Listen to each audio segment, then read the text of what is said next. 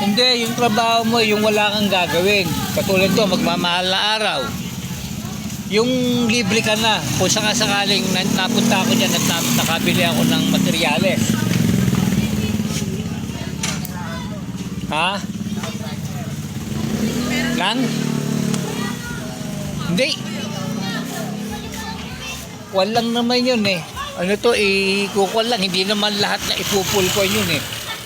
Basta gagawa lang parang frame niya. Tapos lalagyan na lang ng ano to, ng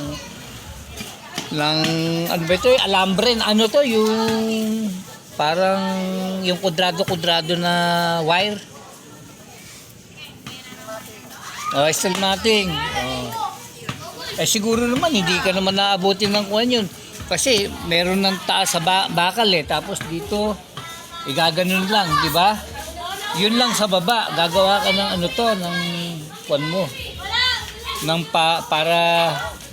Para makuwan mo siya. Para maidikit yung bakal. Sige, bahala na pagkuwan dyan. Pag-uwi ko na lang dyan.